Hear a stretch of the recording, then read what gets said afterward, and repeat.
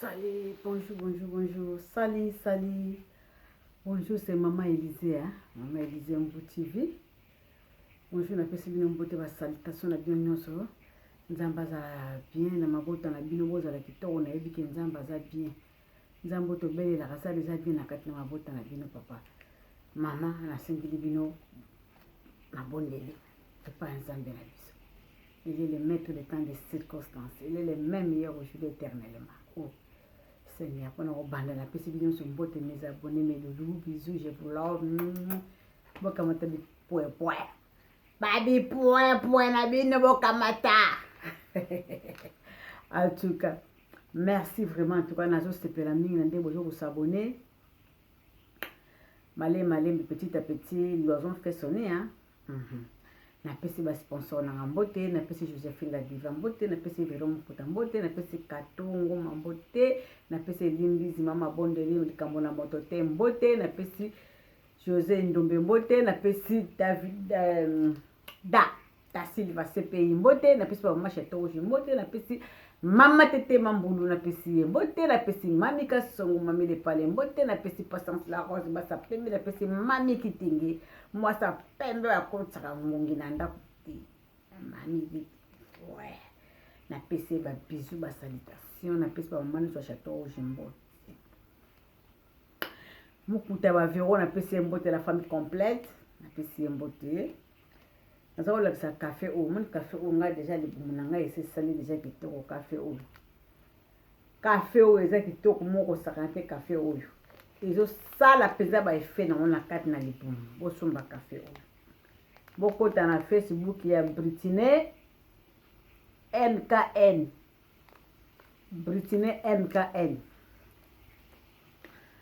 soki mpe oza na posa ba anniversaire boza mpe na posa ya ba feti ba décoration po ba décorer bino ba table na mwana ngai Anelsi Kanta asalaka ba décoration asala kitoko makasi soki boza na posa lango boyebisa nga na koyebisa ye mpe na kopesa bino numéro na suka asalaka ba décoration kitoko ya mariage akodekorero peza doki akodekorero peza doki mesa do osepeli Britney Kanta Anelsi Kanta boya epa Anelsi Kanta to bo contacter nga to bo komeli nga Anelsi Kanta ya ba Anelsi mwana osala ba décoration kitoko ya ba salle de fête ya ba salle de mariage ya bana bazo ba thème akodekorer pe ba table kitoko ya ba mariage pas akodekorer kitoko ya ba anniversaire nyonso Anelsi Kanta asala ka yango boya bo contacter nga soit na opesa bino numéro na ye ya téléphone na suka tozo le bien comme Peniel na ça comme direct mo fitne parce que nazo bimananga na oke musala tozo bali comme Peniel Samba ex Mike Kalambaye pour alongane komba Kalambaye comme ni kaka Peniel Samba c'est ça hein? Voilà na le bien Peniel bino boye biki asana ye muta ba réseaux sociaux bomona ndenga sala ka ba délire na réseaux sociaux kolakisa banzoto na ye kolakisa mibali na ye kosenga bakanyoti na ye wale za délire na ye koyeba poto yeba lelo oyo Peniel Samba libosaki Peniel Kalambaye poto yeba ye to yebi pona Mike Kalambaye oyo mise munene na biso oyo ya gospel ya musique chrétien boyebi biso boyebi Mike Kalambaye lelo oyo akoma na ye majabu tala le aza bokutu bazana Zanzibar baya soki na Zimbabwe soki na Tanzanie soki mboko bazana basala ba succès na bona na musique ya Nzambi Peniel azaki mosa Kalambaye bino so to yebaka to mona ka mariage munene salamaka na États-Unis parce que Peniel avant en États-Unis avant en Afrique avant en États-Unis Mike Kalambaye ndinga ka ok États-Unis sika akutanaka na Peniel babalanaki bakoma na bana mibale mais toyebi oyo eleka bango na bango yebi ke Peniel alekaka salaka oyo ko sala balekaka na mama mulopo basalaka émission ndenge abomaka libala alinga su libala wana te parce que amona oyo akoya komona alobi basala nzambe misusu oyo te komona oyebi te soki bazaka ndenge nini baolakisa biso eloko mosusu me na kuku eloko mosusu mpe elakisaka maka wana toyebaka te basala nzambe na biso oyo soki bazaka infre soki ya lokuta lesele moto ayebi kaka eza kaka bobele nzambe yeshua mashia moto ayebi keske mitema ya bato parce que mitema na biso oyo tomonaka oyo eza sanduku ata ozoyebela nzambe mais oyo eza na kati ya motema no eyebi kaka yo tolobi te ke bango nyonso baza mabe non ya bien mpe bazali mais koloba oyo penye alobaki bino moko boyebi ndenge elekelaki soki mpe ezalaka bien soki mpe ezalaka ya malamu toyebi te na ndenge alakisa ndenge mobali abetaka ye na ndenge alakisa oyo akolakisa kaka après aye koboma libala aye kosala badelikre oyo asalaka na akoma na ye moto ya réseaux sociaux voilà bozelana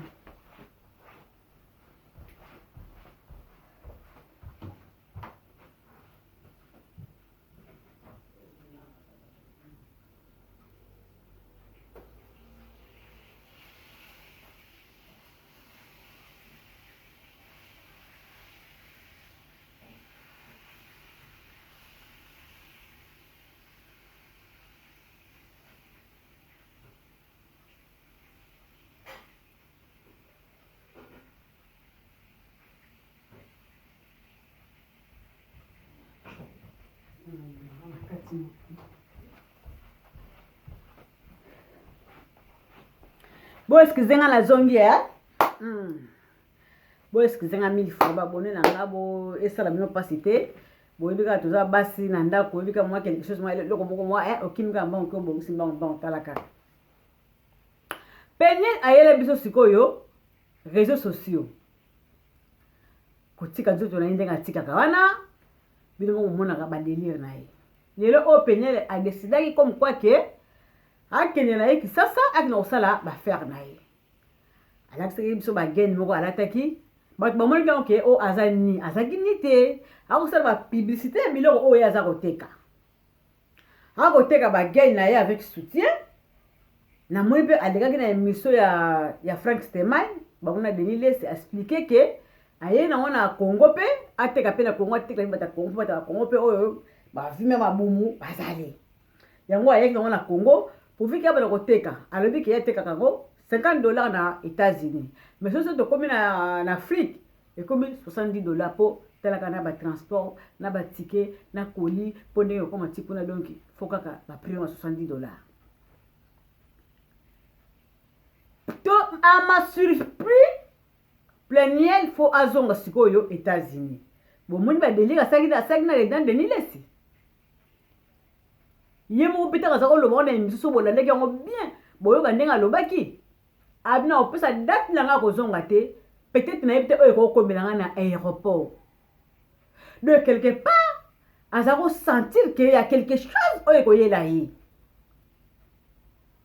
elle sentit déjà que eloko moko okomela na kati aéroport yango mpe oyo elekaki bon to wana moko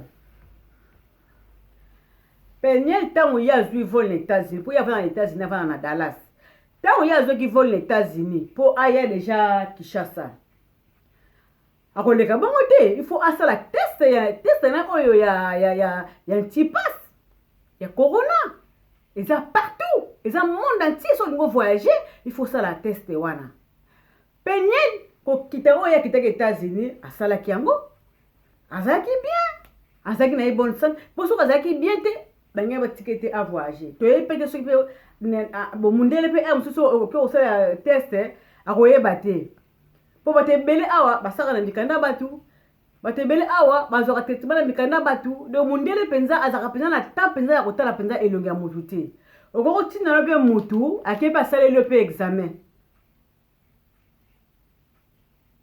de mundele penza pe lo wana aéroport mais na makambo teleka ba nini oyo de mundele penza atala penza elongi bien te katala ba ke soki yo te lo wana ba aéroport oui mais na hôpital na ba makambe belebele bakiparete peut-être répète oyebite tango ya lingwa na États-Unis po aya kisasa peut-être pe apesa pe mutu asailaki ye po yokwa na poto pe bakiparate mais na Congo te na Congo pena ba kotala ilongolo ya basoki eza pena yo po Congo ayebi elongi mutu koleka soki ndenge ni toyebi te. Po Congo la kotala pene elongi na yo. Soki pene yo soki yo te.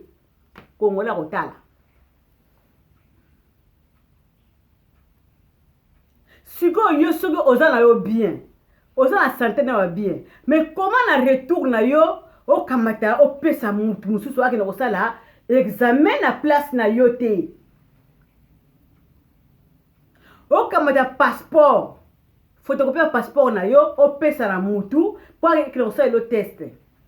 Déjà passeport to photocopie et puis aka déjà intention mabe. Po ata mundele awa, lewa yaka na original, ata ako reconnaître lote, mais yaka na original. Soko yana photocopie, bako yambo kutute. Bako zoyo pete, bako mwana deja esa suspect. Yendenge apesaki mwana mwasi na lobi ke apesaki ye photocopie ya passeport na ye. Siko photocopie ya passeport et comment na mboka mwana mwasi wana ndenge ni. Soit disant un monsieur qui il s'appelle Richard. Donc il a resté dans la commission ya makamabilo kwa ndenge wana asalaki commission comme quoi que alors que la peine le mutu pa akile osala ye test ya antigène ya corona. Atinda ki sikoyo Richard wan sikoyo ndenge sala sikoyo ba cop so yo omulike o so sentir ko okay na ote o luki sikoyo mutu akile osala yo.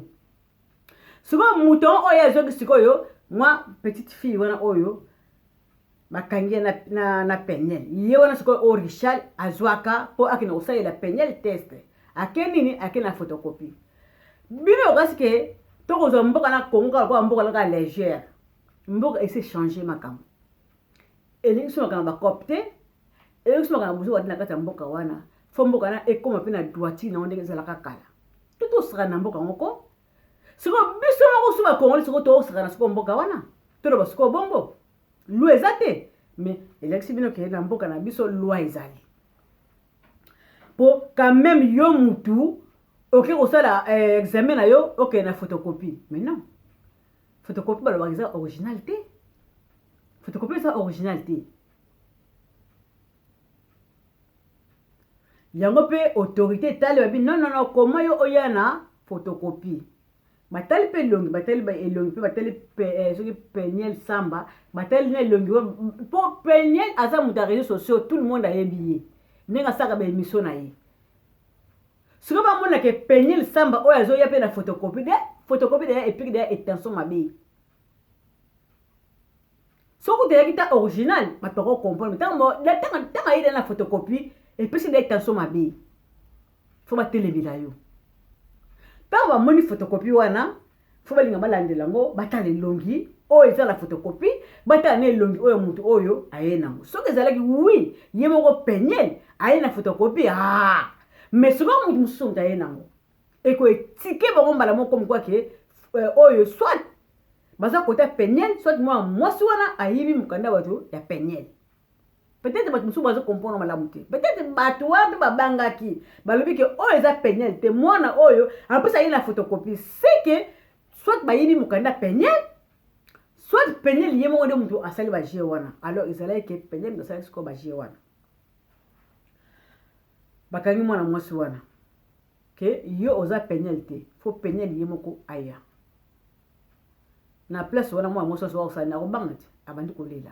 Abinga pe eza cop oyo nga na sali pour que ba futinga mbongo pona ko sala penyele ke testa corona nena sali yango Richard et Richard etumba baluka Richard ayena penyel na sika wana na ime soki ime na ebite soki bala ba komuni mboko bayena na penyel place wana tango kaka Richard ko tisika ka penyel na kati Richard tula muisi yazaza tula mwisi yazazaza. Mais bon mona oyebi ke penyel aza na courage penyel a du courage oyebi partout so se bakangi yo na mbeba soki bakangi yo na mbeba partout il faut vendre tranquille même ate biso tozalaka na poto awa soki soki na kwene maboka ba autorité na kovanda tranquille. Pour ça, ça peut trouble et puis ça va un peu kanda. Ça n'a tranquille. Yoka bango, oyoka ndenge bokendele. Parce que au y a une infraction. Pour au sein d'un usage de faux, on a pas de balobaka. Ceux qui n'ont pas comme ça, n'a évité ceux qui ont ma autorité américaine. Ceux qui n'ont France, usage de faux, bako botolo na mukanda wana. Bako botolo na mukanda.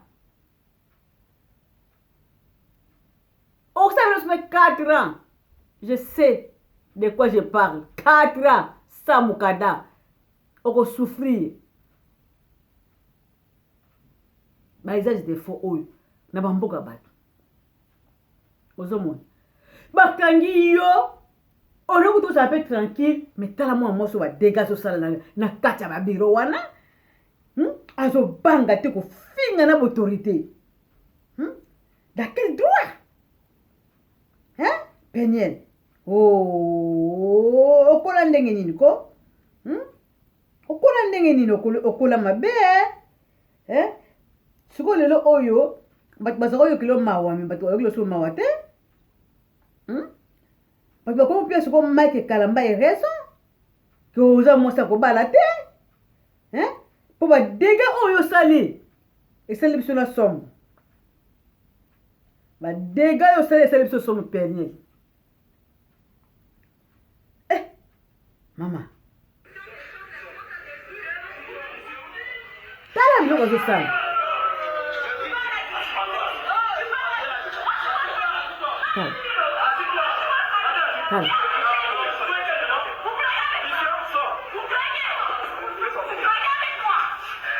Tu bloques avec moi.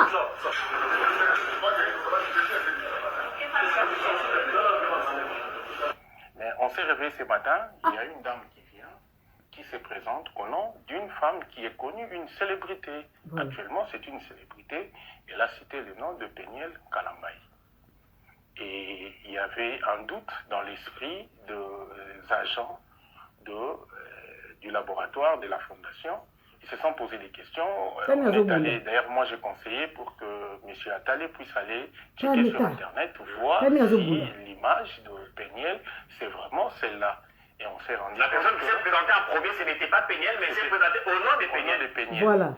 Et lorsqu'on a saisi la dame, et la dame a contacté un certain Richard Kalemba, qui travaillerait, je dis entre guillemets, à l'Institut national de recherche biomédicale qu'on appelle l'INRB. Et le monsieur s'est présenté et par après, Madame Peniel qui s'est présenté. La vraie Peniel, la véritable. Oui, pour se prévaloir de son nom. Et subitement, monsieur Richard a disparu. Voilà. Après avoir été entendu par les OPJ, le monsieur a pris la poudre d'escampette et à la suite, au lieu de se rabaisser, c'est Madame Peniel qui a voulu nous démontrer que les combats qu'avait fait Etienne Tshisekedi n'a pas de sens dans ce pays et on peut se permettre d'intimider n'importe qui et n'importe comment. Ce qu'on ne comprend pas bien dans cette affaire, c'est qu'on voit Peniel dans les images, les gens le regardent sans doute. Il est en train de brutaliser, et il est quasiment insaisissable. Est-ce qu'il n'a pas le droit, parce qu'il dit, d'ailleurs les gens l'entendent, qu'il y a usurpation d'identité, quelqu'un a utilisé son nom à son insu. Moi je pense que si elle est honnête avec elle-même, c'est à elle de nous accompagner pour que cette femme-là qui a usurpé son identité soit maîtrisée. Mais néanmoins, on n'a pas compris la relation de cause à effet qui existe entre la présence de cette dame, de Peniel, et on a cité le nom de M. Richard Kalemba, qui a pris fuite, monsieur, qui travaille dans une institution de ce pays qui est l'INRB. Et nous voulons savoir dans cette histoire et y voir clair parce que les laboratoires Saint-Raphaël reçoit les calibres, les gens de toutes les natures. Surtout les diplomates, je veux que les diplomates, des expatriés, pardon, qui sont très nombreux. Là-bas, moi-même, mon dernier test, je l'ai fait là-bas, évidemment. Donc, on ne peut pas accepter, moi étant un expert du gouvernement, que l'image de mon pays, parce que les laboratoires, on cite le nom de Pungwe, mais il faut savoir derrière ça, C'est un contrat de délégation des services. S'il y a les experts de la République qui sont là, on ne doit pas accepter des histoires où il faut boutiquer ou matraquer. Qu'est-ce qui vous fait peur dans tout ça? Est-ce que il n'est pas possible? D'abord, je voudrais qu'on s'arrête à l'affaire en cours. Péniel n'est pas connaître la dame qui s'est présentée en son nom.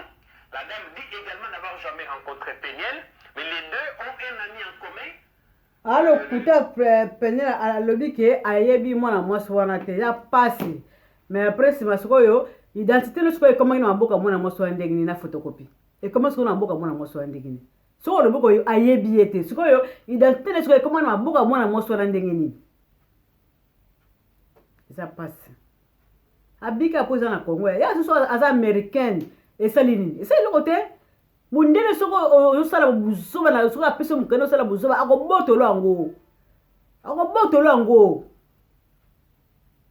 Qui nous a quitté pour akele ko prouver Mike Kalamba quoi que Mike Kambala zo bala. Mais yo sali ba vidéo belé ah o lexi ba mbala ba ivoirien. O la sa oyo te. Mama soko obomi li bala.